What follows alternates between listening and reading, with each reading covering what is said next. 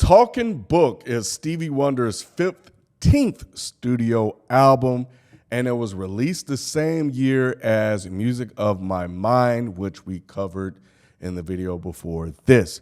The album was released October 27th, 1972, and having gotten his creative freedom from Motown, you find Stevie venturing more and more, experimenting more and more, and maturing more and more as a writer, as a vocalist, and as an overall artist. And this is the one. This is the one that really just takes Stevie to a whole nother stratosphere. I think it was the first album of his to go #1 on the R&B charts, but this one is just littered with hits and strong album cuts from front to back, man. There really are no misses on here. You can just put it on and play it. Even though I felt the same way with Music on My Mind, I think that just came with repeated time. But this one just goes on and on and on. And it's seen as one of the greatest albums of all time as well. And it's a very, very, very, very strong album.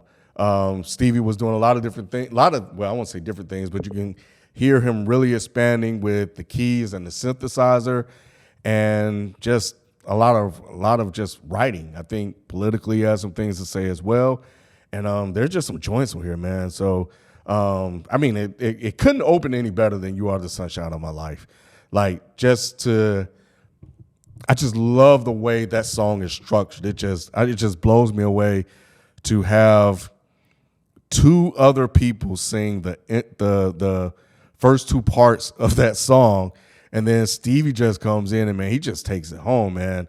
It's definitely one of my favorite songs. I can listen to it over and over again. It's just the way Stevie's singing. It's just so freaking great. But yeah, Maybe Your Baby is another one that just really is groovy. I really like that one. This one of my favorite Stevie songs of all time. You and I, We Can Conquer the World. You and I, man, is an incredible, incredible ballad by Stevie, and is one of the many reasons why I love Stevie as an artist, is his ability to craft these slow jams that definitely became mainstays on the Quiet Storm radio. But yeah, You and I is one that, I mean, talk about singing. That is some singing on that song. It is a beautiful, beautiful written song as well, and features a lot of covers. One that a lot of Quiet Storm old school heads like myself would know is the cover version by O'Brien, which actually became really almost as popular as Stevie Wonder's version on the Quiet Storm radio. So and I can listen to that one just as much as I listen to this one, because O'Brien actually did something a little bit more toned down, but it just freaking worked for him.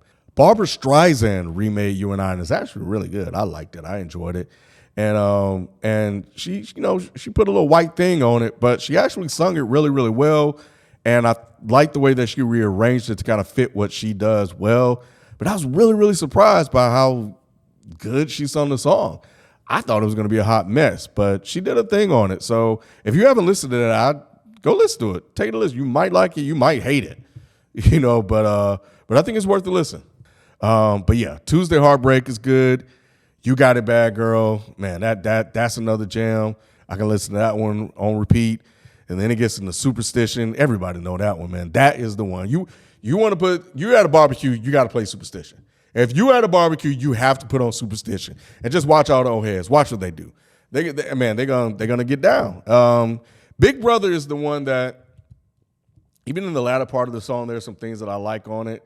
It is probably the one that I could probably skip, but in listening to it, I am starting to kind of discover some things that really starting to capture my ear and my attention. But yes, it's the one that, man, it's just like, we didn't quite keep the energy of the other records, but nevertheless, not a overall bad record. But that's just me. And then I think this album closes really, really, really, really, really freaking strong with Blame It on the Sun, Looking for the Love, and I Believe When I Fall in Love, It Will Be Forever.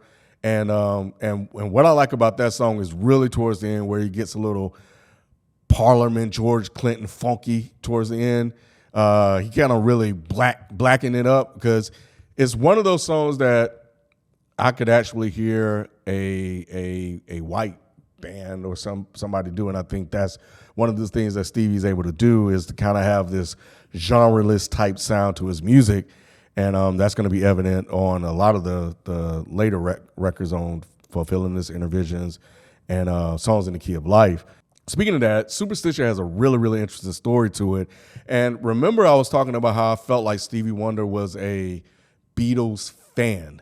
I felt like he was a Beatles fan with some of the songs that he wrote, especially on Where I'm Coming From, which was 2 albums before this. Superstition sort of confirms that when you hear about the history of that, because he was working with Jeff Beck, who is a white artist.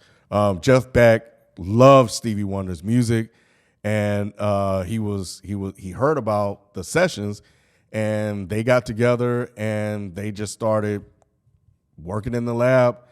And Jeff Beck came up with like an opening drum beat that you hear. Jeff Beck did that, and Stevie just started to play and riff on top of it, and they came up with the song. And what's interesting is that Beck was going to record this song, Superstition, as for his album, and he was going to release it first.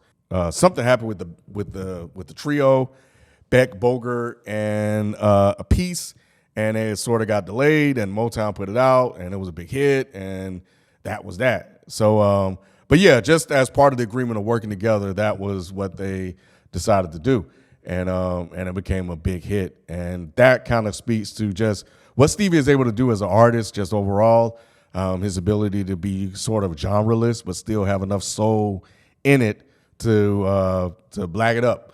But yeah, man, Talking Book is a banger through and through, and is one of my favorite Stevie Wonder albums. So we're gonna leave it there, and we will pick it up with Intervisions next.